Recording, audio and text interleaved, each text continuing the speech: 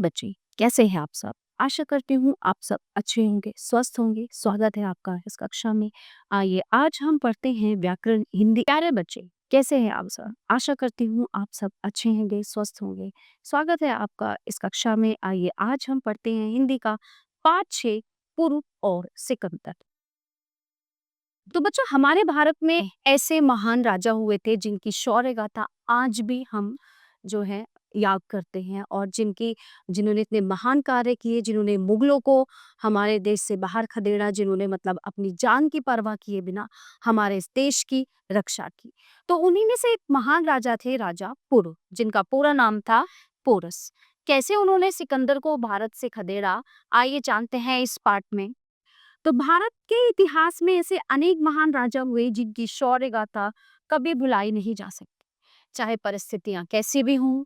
उन वीर योद्धाओं ने अपने उसूलों से कभी समझौता नहीं किया और अपनी वीरता व साहस से अपनी हार को भी विजय में परिवर्तित कर दिया। प्रस्तुत एकांकी में एक ऐसे ही भारतीय वीर राजा पुरु पोरस का उल्लेख किया गया है, जिन्होंने सिकंदर जैसे विश्व विजेता को भारत से वापस लौट जाने के लिए विवश कर दिया। इसमें कैरेक्टर है सिकंदर एक यूनानी सम्राट, पुरु भारतीय राजा है, सेल्यूकस यूमनीस एक यूनानी सेनापति है, और समर जो है वो राजा पुरु का पुत्र है। पुरु मतलब जिनका नाम पोरस है। ठीक है। सिकंदर अपने दरबार में सिंहासन पर बैठा है। सेल्यूकस, यूमनीस और अन्य दरबारी अपने अपने स्थान पर बैठे हैं। दरबारियों में समर भी है, जो यूनानी वेश में है। सिकंदर के पीछे दीवार पर अरस्तु और होमर की तस्वीरें लगी हैं। एकाएक सिकंदर खड़ा होता है और बोलने लगता है। तो सिकंदर क्या कहता है कि जीत के अमर देवताओं की तारीफ हो, जिन्होंने हमारी मदद की और हम भीषण युद्ध में विजय हुए। बच्चों, होता क्या था कि जैसे हमारे राजा थे, तो राजाओं के साथ में ना कुछ लोग ऐसे होते थे जो गद्दार होते थे, है ना, जो मुगलों के साथ मिल जाते थे, या एक तरह से कहो कि बिक जाते थे और उनकी चापलूसी करने लगे। तो हम अपने तमाम सिपाहियों की बहादुरी और हिम्मत की तारीफ करते हैं, जो आज की खुशियों में शामिल है। लेकिन इनसे भी ज्यादा हम उन बहादुरों की तारीफ करते हैं जो आज की खुशियों में शामिल नहीं, मगर जिनकी रूहें मौत के पर्दे के पीछे से हमारी खुशी देखती और देख देख कर मुस्काती। यूना जिंदाबाद, यूनानी फौज जिंदाबाद, यूनानी शहीद दरबारी चिल्ला, अलेक्जेंडर जिंदाबाद, यूनानी शहीद जिंदाबाद। समझ चुक रहता है, साथ बैठा दरबारी उसकी तरफ हैरानी से देखता है और समझने का यत्न करता है कि ये जीत की जयकार में शामिल क्यों नहीं। सिकंदर, हम इजाजत देते हैं, आज की कार्रवाई शुरू की जाए। सिकंदर बैठ जाता है। युमनीस हाथ से इशारा करता है, इसके साथ ही बाजा बजने लगता है। समर बड़े ध्यान से देखता है। पुरु को यूनानी सिपाहियों के पहरे में लाया जाता है। उसके हाथों में हथकड़ियां और पैरों में जंजीरें हैं। वो इस समय बंदी है, मगर उसका तेज अभी तक वैसा ही है। समर उद्विग्न होकर तलवार पर हाथ रखता है और उठने की कोशिश करता है, किंतु कुछ सोचकर पुनः रुक जाता है। सिकंदर खड़ा हो जाता है, बाजा बंद हो जाता है। समर हैरान होता है। पुरुष शांत और शांति से खड़ा रहता है, जैसे उसे इस दरबार से कोई वास्ता नहीं। सिकंदर, आइए, हमारे बहादुर दुश्मन, हमारा दरबार आपका स्वागत करता है। हम आपका स्वागत करते हैं, हमारा स्वागत कबूल करें। तो पुरु क्या कहते हैं कि हाथ की हथकड़ियां दिखाकर, अगर स्वागत का मतलब हथकड़ियां पहनाना है, तो हम मानते हैं कि आपने स्वागत की सारी शर्तें पूरी कर दी हैं, वरना बात अधूरी छोड़ देता है। सिकंदर नाराजगी से, सेल्यूकस महाराज को हथकड़ी किसने लगाई है? हम चाहते हैं दरबार के बाद इसका पता लगाया जाए और जिसने ये गलती की हो उसे सजा दी जाए। पुरुष से, महाराज, हमें अपने सिपाहियों की गलती का अफसोस है, उनसे गलती हुई। सेल्यूकस पुरु की हथकड़ियां खोल देता है। समर के चेहरे पर खुशी झलकती है, वो शांति की सांस लेता है। सिकंदर, महाराज पुरु, आपने देखा हमारी तकदीर बड़ी है, जिसके कारण हमने आपको सिर्फ एक ही दिन में जीत लिया। पुरु निर्भयता से, हमें आपकी तकदीर ने नहीं, आपके धोखे ने जीता है। अगर आपकी तकदीर इतनी बड़ी थी, तो अपने आपने दिन के उजाले में नदी क्यों पार नहीं की? आपने रात के अंधेरे का सहारा क्यों लिया? सिकंदर, प्यार और लड़ाई में धोखाधड़ी नहीं चलती है। पुरु, तो क्या राजदूत के वेश में जब आप स्वयं मेरे दरबार में आए थे, तब आपका वध करना मेरे लिए उचित था? सिकंदर, ये आपने हम पर मेहरबानी नहीं की थी, अपनी ताकत पर भरोसा किया था, और आपको मालूम हो ये आपकी गलती थी कि आप अपनी गलती पर आज अफसोस नहीं करते।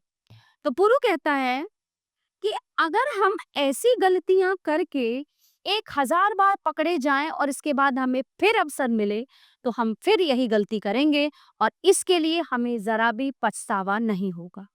पछतावा कायरता के लिए होता है, वीरता के लिए नहीं। वीरता कभी नहीं पछताती।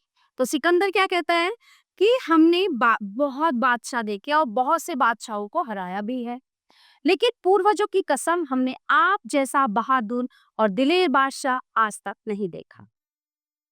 पुरु मुस्कुराकर, हमने भी बहुत से महाराज देखे हैं और बहुत से महाराजाओं के राज छिए हैं, पर तीर और तलवार की सौगंध हमने भी आप जैसा ओछा और घमंडी राजा आज तक नहीं देखा। सेल्यूकस अपनी तलवार निकालकर आगे बढ़ता है। सेल्यूकस, अदब से बात करो, तुम जुपिटर के बेटे और यूनान के बादशाह के सामने खड़े, और उनके सिपाहियों का खून गर्म है। समर, जो उनका बेटा है, दोबारा तलवार पर हाथ रखकर रुकना चाहता है, मगर रुक जाता है। सिकंदर तार जाता है और मुस्कुराता है, मगर समर नहीं जानता कि सिकंदर ने उसे देख लिया है। वो उसी तरह निर्भयता से बैठा रहता है। पुरु पुरु सेल्यूकस की तरफ देखकर बेपरवाही से कि तुम कौन हो, जो इतना भी नहीं जानते कि जब दो राजा आपस में बातें कर रहे हो, तो बीच में बोलने से दोनों का अपमान होता है। अगर तुम हमारे आदमी होते, तो हम तुम्हें दरबार से निकाल देते और कहते, जाओ, हमारे दरबार में बेअदब नहीं रह सकते। यूनिस हैरान होकर देखता है। समर का चेहरा अभिमान से चमकने लगता है। दरबारी डर जाते हैं। सिकंदर, सेल्यूकस, तुमने गलती की है, महाराज से माफी मांगो। सेल्यूकस पुरु के सामने झुककर, महाराज, मैं माफी चाहता हूँ, मुझसे भूल। यूनिस और भी हैरान हो जाता है। पुरु, हमने क्षमा किया। सिकंदर पुरु की ओर मुड़कर नम्रता से कहता है, हम आपकी बहादुरी से खुश हुए। अब आप फरमाइए, आपके साथ कैसा सुलूक किया जाए? पुरु निर्भयता से, जैसा एक राजा को दूसरे राजा के साथ करना चाहिए। सिकंदर कहता है कि आप और भी कुछ कहना चाहते हैं? तो पुरु कहते हैं बेपरवाही से, हमें जो कुछ कहना था वो हमने पहले जवाब में कह दिया, हम और कुछ नहीं कहना चाहते। सिकंदर, यूनिस, महाराज, पुरु के ये दोनों जवाब सुनहरे हरफों में लिखकर हमारे खजाने में रखे जाए। जब हम यूनान जाएंगे, तो वहां के लोगों को दिखाएंगे कि दुनिया में ऐसे आदमी भी हैं जो लड़ाई तो हारते हैं, मगर हिम्मत नहीं। यूनिस सिर झुकाता है। सेल्यूकस को अचंभा होता है। अपनी बात जारी रखते हुए, जब हम यूनान जाएंगे, तो अपने लोगों को बताएंगे कि दुनिया में ऐसे भी आदमी हैं जो अपनी किस्मत के सामने भी सिर नहीं झुकाते, और जिनके बच्चे भी मौत के मुंह में जाने से नहीं घबराते। पुरुष चौंक कर देखता है। आओ राजकुमार, समर की तरफ उंगली उठाकर, आगे आओ, हम तुम्हारा भी स्वागत करते हैं। तुम भी बहादुर हो, तुम्हारे पुट्ठे भी मजबूत हैं, यानी कि कंधे। ठीक है। समर आगे आता है। दो सिपाही हाथ उठाते हैं। सिकंदर इशारा करके सिपाहियों को लौटा देता है। समर अकेला आगे बढ़ता है। पुरु हैरान होकर, समर, तुम यहाँ और इस लिबास में क्या कर रहे हो? समर हिचकिचाते हुए कहता है, पिताजी। सिकंदर तभी उसकी वहीं पे बात काट देता है। वो कहता है, बहादुर पिता का बहादुर बेटा पिता की गिरफ्तारी के बाद रुक न सका और इस लिबास में हमें कत्ल करने आ गए। समर से, लेकिन किशोर, हमारी आंखों ने तुम्हें पहचान लिया और तुम हमें कत्ल न कर सकी। हमारी तकदीर जबरदस्त है, हम बच गए, पर हम तुम्हारी बहादुरी की तारीफ करते हैं। पुरु अपने पुत्र की तरफ गर्व से देखता है। तो सिकंदर कहता है पुरु से, जाइए, हमने आपको आजाद किया और इतना ही नहीं, हमने झेलम नदी के आसपास के जितने भी इलाके जीते हैं वे भी आपके हवाले किए। तो सेल्यूकस से सेल्यूकस फौजों को खबर भेज दो कि वे जीता हुआ इलाका इनके हवाले कर दे और कूच की तैयारियां करें। कूच मतलब प्रस्थान की तैयारियां करें। तो ये थे हमारे राजा पुर। अब आइए इनके बारे में कुछ और जानते हैं। पोरस एक बहादुर राजा थे जिन्हें पूर्व प्रवर्तक या पुरुवास के नाम से भी जाना जाता है। उनका राज्यकाल 340 से 315 ईसा पूर्व माना जाता है। पोरस का साम्राज्य झेलम नदी से लेकर चेनाब नदी तक फैला हुआ था और ये दोनों नदी वर्तमान समय में पाकिस्तान देश का हिस्सा है। भारत देश पर यूनानी राजा सिकंदर का आक्रमण एक महत्वपूर्ण घटना है। भारत आकर सिकंदर का सामना पुरु से हुआ जो एक महावीर योद्धा थे। पोरस और सिकंदर के बीच ये युद्ध 326 ईसा पूर्व झेलम नदी के किनारे लड़ा गया। अतः इस युद्ध को झेलम का युद्ध के नाम से भी जाना जाता है। यूनानी इतिहासकारों के अनुसार इस युद्ध में सिकंदर की जीत हुई थी, किंतु भारतीय इतिहासकारों ने बाद में सिकंदर और पोरस के युद्ध का विश्लेषण किया। इस विश्लेषण में पाया गया कि पोरस के साथ युद्ध में सिकंदर का काफी नुकसान हुआ, जिसकी वजह से उसे झेलम पार करने से पहले ही अपने देश लौटना पड़ा।